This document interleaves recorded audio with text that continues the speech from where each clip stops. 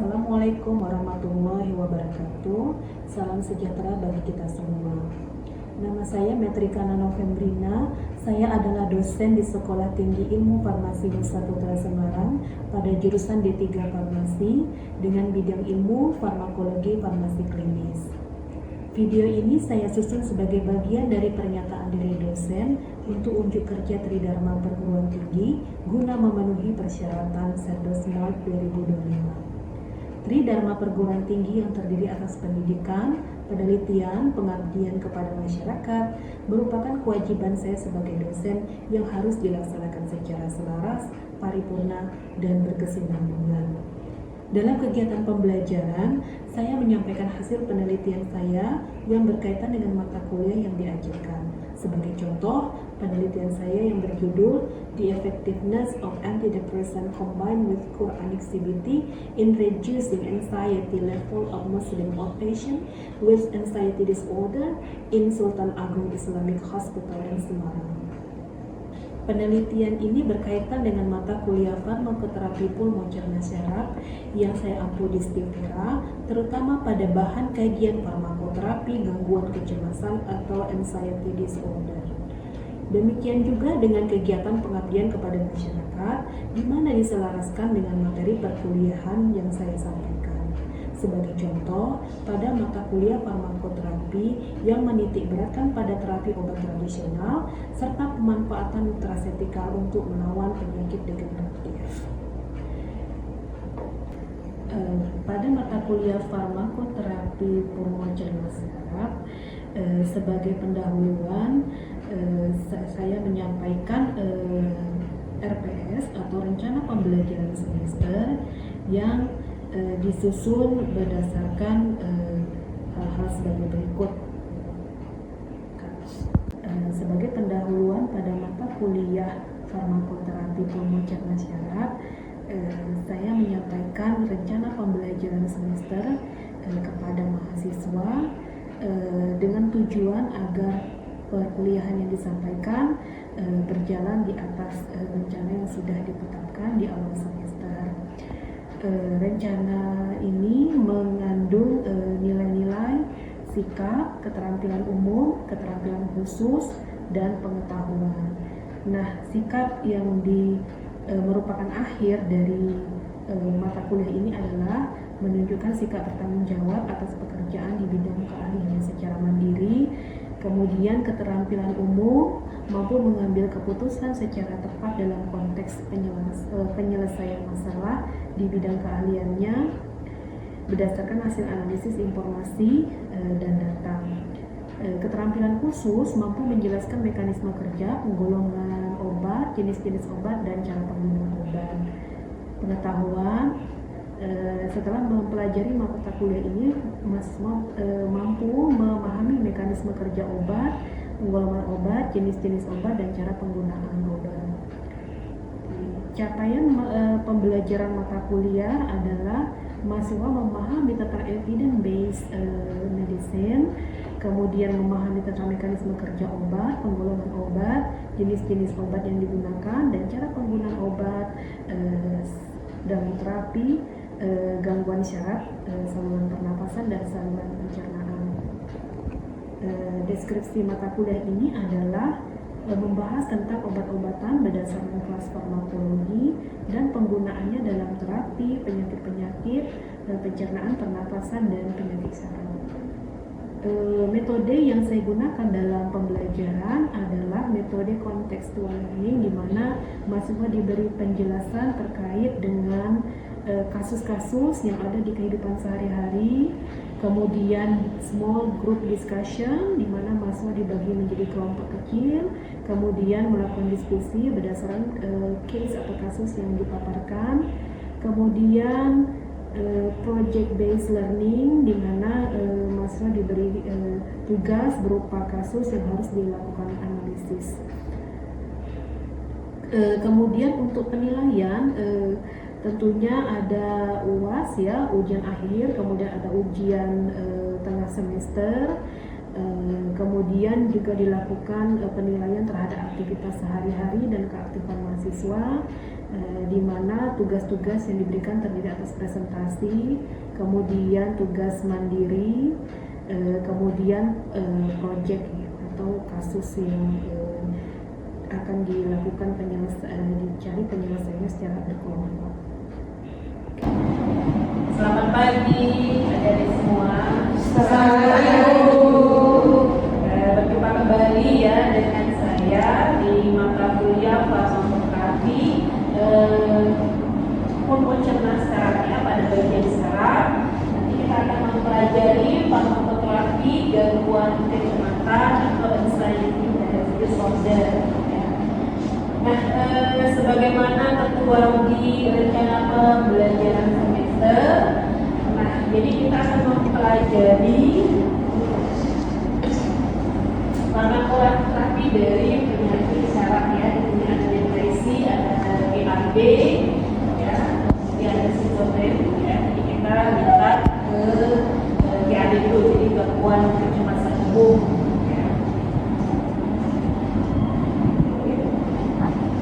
Untuk metode pembelajaran kita secara konteks ya, mempelajari kasus ya, kemudian juga ada diskusi ya.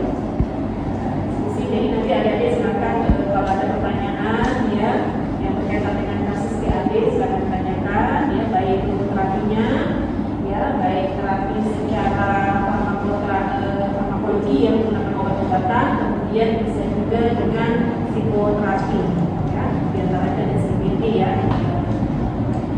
Kemudian di sini nanti juga ada tugas mandiri ya. Adik-adik saya berikan kuis di era ya, nanti dikerjakan bagaimana kita bahas. Kemudian ya nanti juga ada presentasi ya.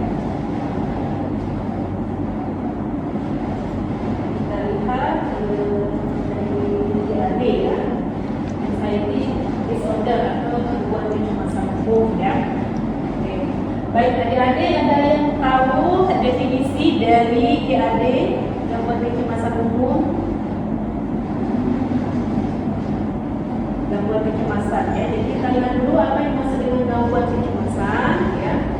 Jadi kecemasan itu sebenarnya ada beberapa tipe ya, ada yang normal, ada yang tidak. Ya, jadi kalau adik-adik misalnya cemas ya karena sesuatu yang wajar ya, misalnya kalau besok menghadapi ujian ya, jadi tentu hari ini cemas ya. Kemudian kalau adik sedang berada di situasi yang mencekam begitu ya, jalan sendirian di gang sepi ya, pada tengah malam, itu juga menunjukkan kecemasan tentunya ya. Nah, jadi itu adalah kecemasan yang normal dan wajar. Jadi kalau ada yang tidak cemas itu yang tidak normal ya, gitu ya. Oke.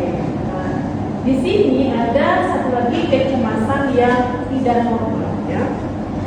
Jadi kecemasan itu secara normal timbul saat situasi memang berbahaya. Itu adalah bentuk respon tubuh supaya kita siap-siap menghadapi berbagai kemungkinan ya.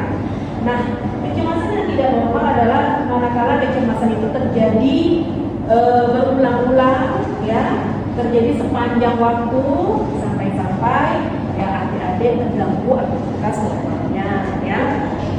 Misalnya pada situasi sekarang memang tidak ada ancaman ya, sampai tapi adik-adik merasa cemas ya, entah cemas akan masa lalu, masa depan ya, atau mencemaskan sesuatu yang tidak begitu mengkhawatirkan sebenarnya ya, dari pagi sampai sore ya, sampai adik-adik tidak bisa tidur, ada insomnia ya, kemudian pagi-pagi malah tidur sampai siang begitu ya, depresi ya, seperti depresi itu tidak normal ya, karena aktivitas sehari-hari terganggu karena adanya kecemasan ya.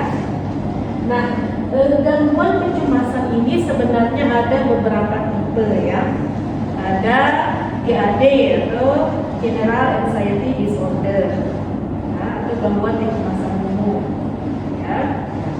Tadi ya ada perasaan seperti tertekan, cemas ya dalam keseharian aktivitas ya yang mengganggu aktivitas normal. Nah, kalau sudah mengganggu aktivitas normal itu dianggap ada gangguan disorder. Ya. Kemudian ada SAD, Social Anxiety Disorder. Ya, ya, atau gangguan kecemasan sosial. Ciri-cirinya antara lain grogi, ya, tidak suka bicara di depan publik, ya. Nah, kemudian suka menyendiri, ya.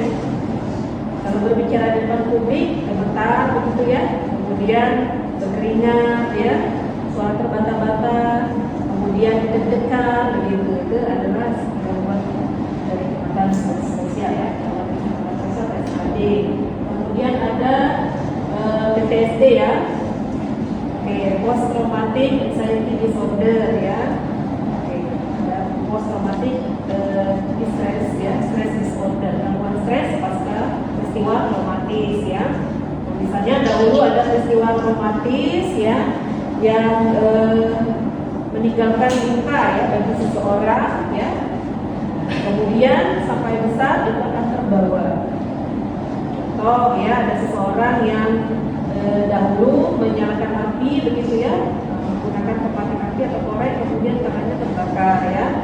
Nah, besok-besok, ya, sampai besar dia takut untuk menyalakan korek api misalnya, ya, karena takut terbakar, ya. Nah, itu adalah trauma, ya, trauma di masa lalu itu menimbulkan kecemasan di masa depan, itu, ya. Kemudian ada lagi yang namanya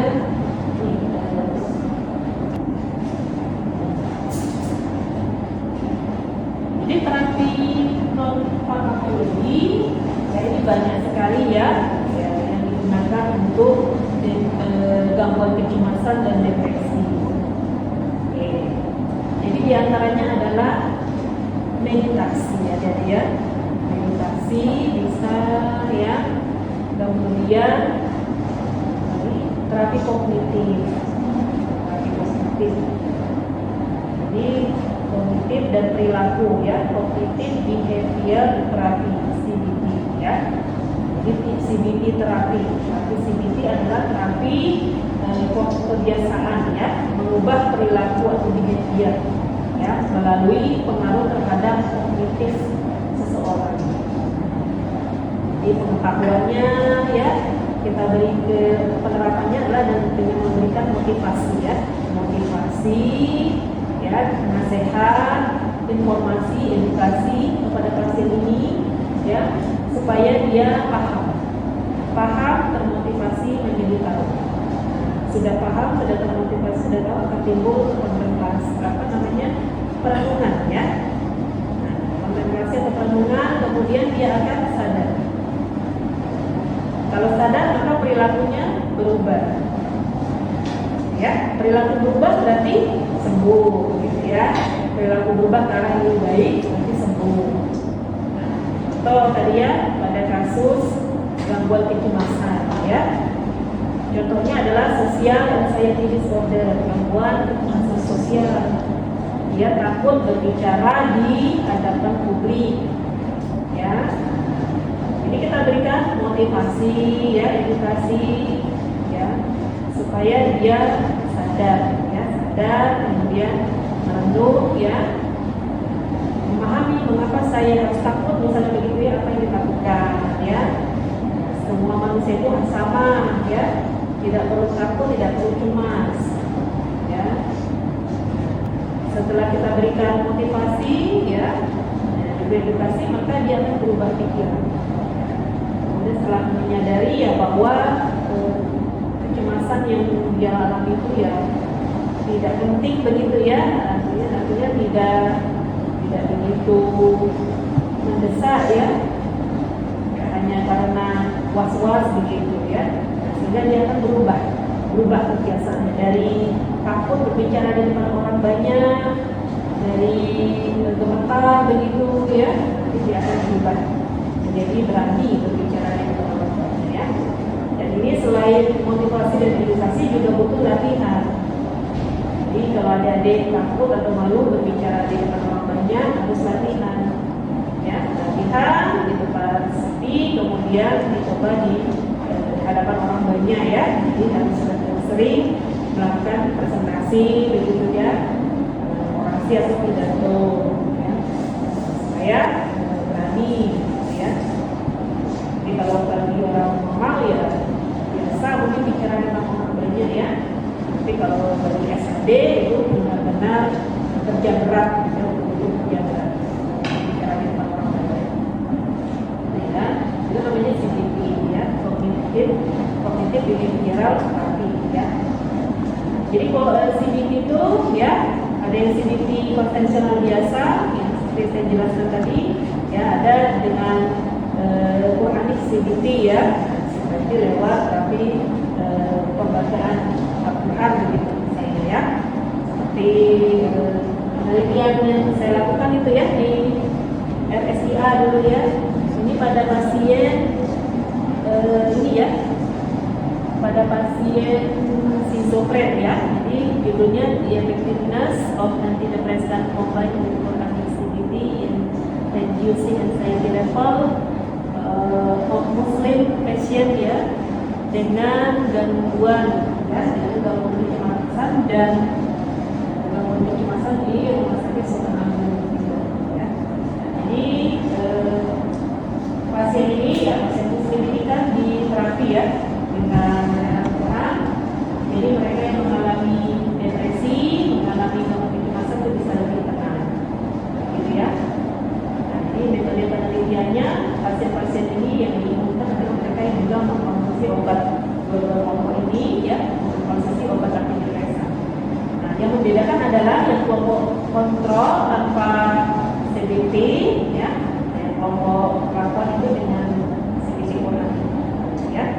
Nah, itu jadi salah satu metode ya, salah satu metode untuk apa namanya mengatasi gangguan kecemasan dan depresi ya dengan ya CBT Quran. Jadi kalau kita lihat hasilnya ini ya. Jadi ada perbedaan ya pada skor ya mereka yang masuk dalam kelompok kontrol dan kelompok perlakuan ya.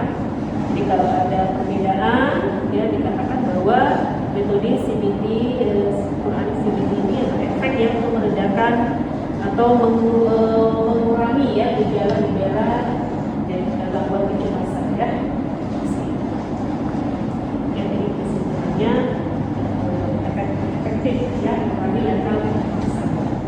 Ya, ini banyak sekali terapi melalui farmakologi. Farmakologi berarti yang saya mau bisa meditasi begitu ya. Bisa kaki, bisa meditasi, bisa CBT konvensional ya, bisa healing gitu ya. Jadi itu apa? Ya, jalan-jalan, relaksasi begitu ya. Oke, kemudian apa lagi? Tadi ya, wisata ya, wisata rohani mungkin ya, mungkin di tempat-tempat tertentu ya, relaksasi, istirahat yang cukup juga penting ya. Kalau ada yang merasa stres atau lelah, ya bisa istirahat cukup ya. Kemudian mengkonsumsi makanan yang bergizi, yang minum air putih ya, tidur yang cukup juga ya, tidak begadang dan sebagainya ya. Dia itu bisa ya deskripsinya terkait dengan antidepresan boleh ya, menerapkan metode apa untuk pasien dengan gangguan kecemasan ya. Itu ya salah satu metode ya. Nah, jadi juga bisa baiknya setelah ada lihat dari gangguan kecemasan ya, kemudian ada juga bisa lihat ya perilaku Gen Z ya. Nah, jadi ini masuk Gen Z atau tidak? Gen Z ya. Oke ya. Gen Z itu artinya apa? Lahir, Gen Z itu lahir tahun 97 sampai 2012. Ya, jadi lahir tahun 2003 ya, 2005 ke bawah ya. Oh, berarti masuk Gen Z. Nah, Gen Z itu artinya generasi Zoomer ya. Karena apa? Terbiasa dengan sosial media ya kan. Jadi mencari solusi di sosial media ya. Kemudian menjawab soal UTS, wah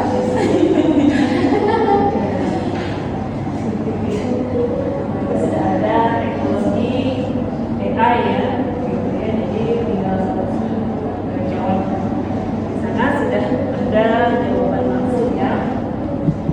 adik-adik, jadi di sini ya, dan di sini juga saya menerangkan ya adik-adik ya, di sini tentang penyakit-penyakit mental ya, gangguan mental ya, yang ada pada Gen Z ya, generasi saat ini ya. Di antaranya ada pada adik serta melakukan diagnosis ya, diagnosis mandiri itu ya, atau self diagnosis. Apakah ada pernah diagnosa mandiri? Tidak. Misalnya apa? Seperti tadi, gimana pilih? Dia pilih ya. Jadi ada keluhan misalnya ya. Saya keluhannya apa? Misalnya pusing, sakit kepala ya, jangan migrain gitu ya. Jadi searching ya, searching di internet, di media ya, langsung memfonis ya, memfonis kalau ada itu terkena migrain ya. Gitu ya. Itu kira-kira positif tidak ada ini? Negatif. Ya. Jadi bisa negatif kalau diagnosanya tidak tepat. Oke lah kalau sebatas diagnosa ya, tapi kalau langsung dari diagnosa sudah salah, kemudian dari pengobatnya ya salah juga ya, itu kan bisa meracuni tubuh begitu ya, bisa berdampak buruk ya. Jadi kalau kita langsung menjudge, kalau memfonis kita migrain tadi ada yang langsung minum betahisin misalnya ya, atau vertigo, pada kasusnya vertigo, kan sudah memasukkan obat yang tidak rasional ya, artinya tidak ada indikasi tapi ada minum obat itu tidak rasional ya, itu salah ya. Kalau tepat itu ya jarang sekali ada yang namanya penegakan biasa diagnosa itu selain untuk keterampilan ya, pengalaman, keterampilan, kompetensi, juga butuh data laboratorium ya. Jadi dokter itu ya juga berdasarkan data laboratorium dalam menarik diagnosis ya. Selain data laboratorium juga bisa dari anamnesis ya, dari wawancara pasien ya. Jadi tidak lihat di internet gitu ya. Jadi ada self diagnosis ya, diagnosis mandiri. Kemudian biasanya yang menjadi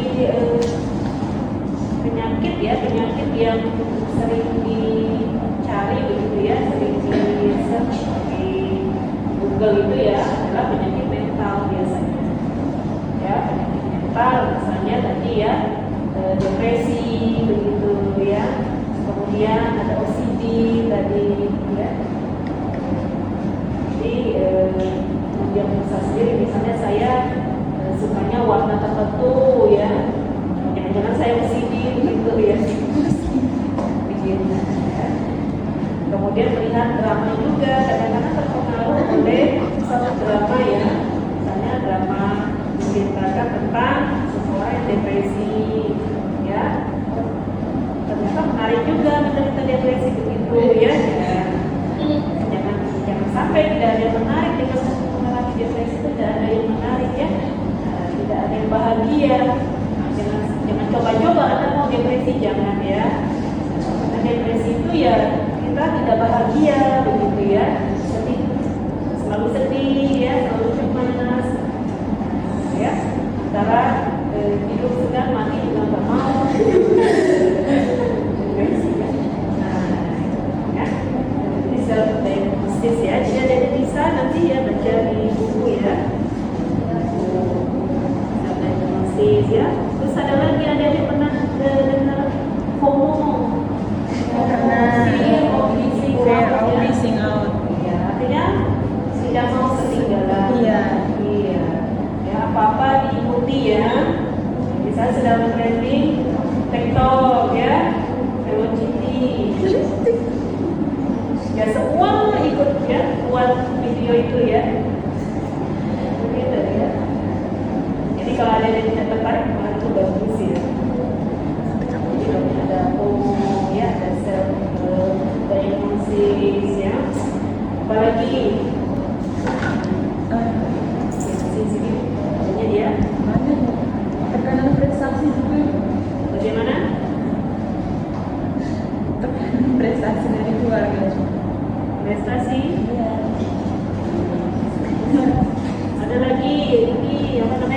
kecanduan game ya, kecanduan game,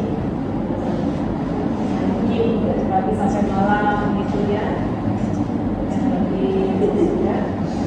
Itu permasalahan ya, karena memang Gen Z itu ya hidupnya di tengah-tengah teknologi ya, apalagi ketika ada pandemi COVID ya, pandemi COVID itu malah tambah diperkuat lagi ya interaksinya dengan medsos ya, karena tidak ada aktivitas di luar ya, maka lebih senang berinteraksi dengan HP, dengan komputer ya. Itulah gangguan-gangguan mental.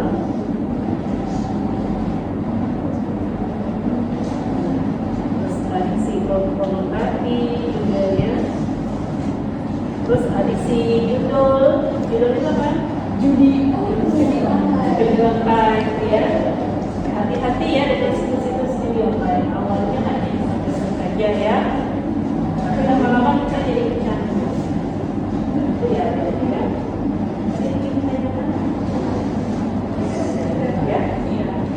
Baik ya, itu untuk materi gangguan kecemasan ya, nanti bisa baca di buku ya, buku tentang generasi Z ya, buat untuk pengetahuan adik-adik ya. Generasi Z itu permasalahannya apa saja dan bagaimana mencari solusinya ya. Intinya adik-adik itu ya harus percaya diri ya, tidak usah ikut-ikutan. Belum tentu yang diikuti orang banyak itu baik buat kita ya, jadi jangan takut untuk berbeda dari yang lain ya. Kalau ada yang tidak tertarik, tidak usah memaksakan diri, tidak suka TikTok, tidak usah ya. Kemudian tidak suka judi online ya, tidak suka nonton drama ya, tidak apa ya, itu tidak salah ya, begitu ya. Biasanya baik, kalau tidak ada ya saya cukupkan ya. Kita lanjut lagi minggu depan ya. Selamat siang semuanya. Selamat siang Bu. Terima kasih. Demikian yang dapat saya sampaikan sebagai penutupan. Atas perhatiannya saya ucapkan terima kasih. Assalamualaikum warahmatullahi wabarakatuh.